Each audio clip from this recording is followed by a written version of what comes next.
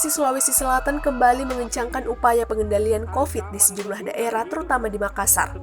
Hal ini untuk mempercepat penekanan laju penyebaran COVID meski secara umum situasi penyebaran mulai membaik. Sebagai langkah taktis, Pemprov Sulsel terus menerapkan beberapa program.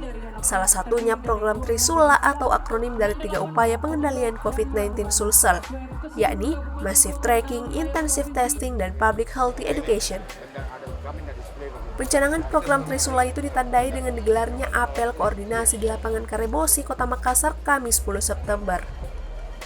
Gubernur Sulawesi Selatan Nurdin Abdullah mengatakan, gerakan Trisula ini merupakan salah satu upaya sinergi nyata antara pemerintah, TNI, dan Polri di Sulawesi Selatan, terutama dalam menghadapi pandemi COVID-19.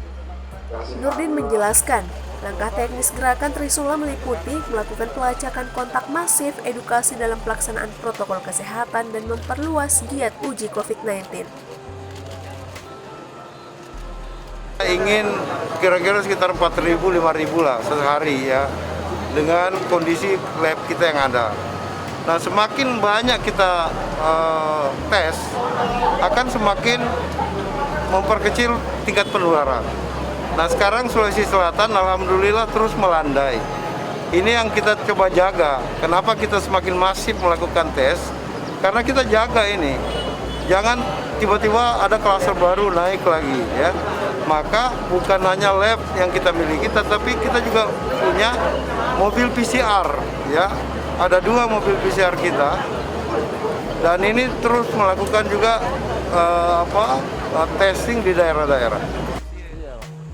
Program Trisula ini juga sebagai upaya agar situasi Sulsel tak kecolongan seperti DKI Jakarta yang terpaksa kembali menerapkan PSBB total. Warga pun diharapkan bisa membantu pemerintah memerangi COVID-19 yang hingga kini masih menyebar. Dari Makassar, Andi Saiful, Fajar.co.id melaporkan.